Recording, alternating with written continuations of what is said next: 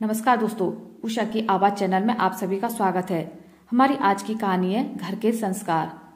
शैलजा जी विवाह की तैयारियों के बारे में बैठकर बातें करने के लिए अपनी होने वाली समधन के घर गई थी। घर 2 घंटे की दूरी पर था। आज कुछ काम के सिलसिले में उधर निकलना हुआ तो फोन पर बातें करने से अच्छा उन्होंने सोचा कि एक बार घर जाकर ही विवेक की माँ और भाभी से बात कर ली जाए। वैसे भी विवाह होने से पहले वे एक बार खुद जाकर उनके घर का माहौल देखना चाहती थी, पर जब से वहां से वापस आई थी उनका चित्त अशांत सा था। शैलजा, आप रत्ना की ससुराल गई थी ना? क्या हुआ, बताया नहीं आपने? आनंद जी ने पूछा तो शैलजा जैसे भड़क उठी। अभी नहीं है वह रत्ना का ससुराल, नहीं है, पर होगा ना कल को, बस कुछ ही दिनों की तो बात है। नहीं आनंद जी, अपनी रत्ना का ब्याह तोड़ दीजिए। ये क्या कह रही हैं आप? मैं ठीक कह रही हूँ, रत्ना का ब्याह विवेक से नहीं होगा। यह सुनकर रत्ना भी भागती हुई बाहर आ गई। क्या हुआ माँ, ऐसा क्यों बोल रही हो? नहीं बेटा, तुम वहां एडजस्ट नहीं कर पाओगी। ऐसा क्यों लगता है तुम्हें? मैं तुम्हारी माँ हूं ना, मैं जानती हूँ नहीं कर पाओगी। आज मैं नजदीक से थोड़ी देर उनके घर का रहन सहन देखकर आई हूँ। सारे काम सब लोग मिलजुल कर रहे थे।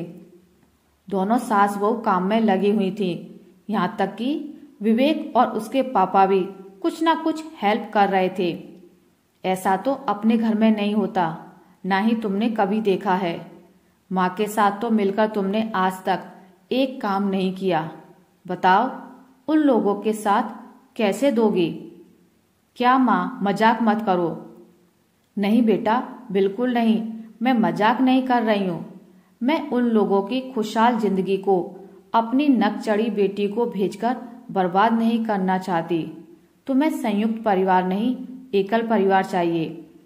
आज तो तुम वहां चली जाओगी, कल से काम धाम नहीं होगा तो अलग हो जाने की बात शुरू कर दोगी, या फिर मायके आकर बैठ जाओगी। इस तरह तो उनका और हमारा दोनों का घर परेशानी में पड़ जाएगा।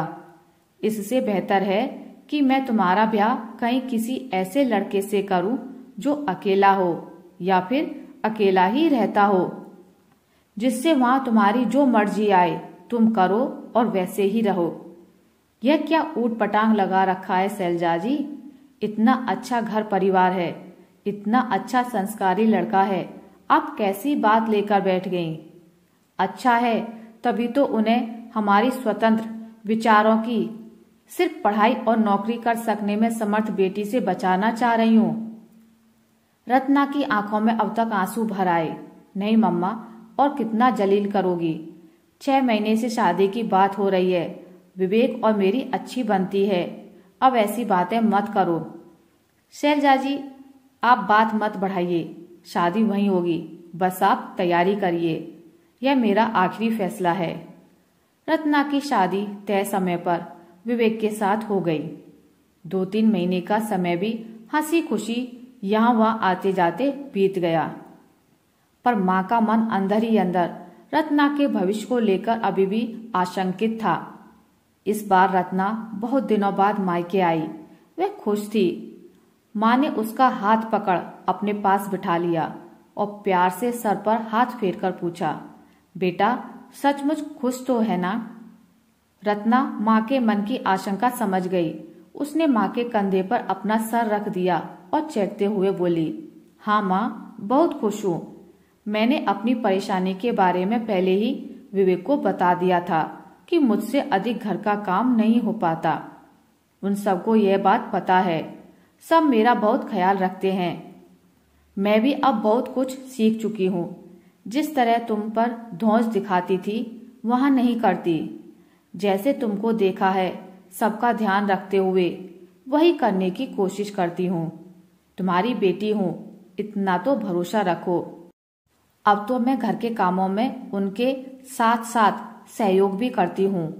उन लोगों के साथ से सब काम आसान हो गया है। कोई कुछ गलत हो जाने पर खिंचाई भी नहीं करता। हाँ, मैं ही कभी कभी झल्ला जाती हूँ तो विवेक फिर संभाल लेते हैं। आज माँ ने सही मायने में शंका रहित होकर अपनी बेटी को गले लगाकर विदाई दी। सचमुच आनंद जी का फैसला बिल्कुल सही था। आशा करती हूँ आपको मेरी आज की कहानी अच्छी लगी होगी। अगर आपको मेरी कहानी अच्छी लगी है तो इसे लाइक करें, ज़्यादा से ज़्यादा शेयर करें और अगर आप मेरे चैनल पर नए हैं तो इसे सब्सक्राइब करना ना भूलें। मिलते एक नई कहानी के साथ, तब तक के लिए नमस्कार।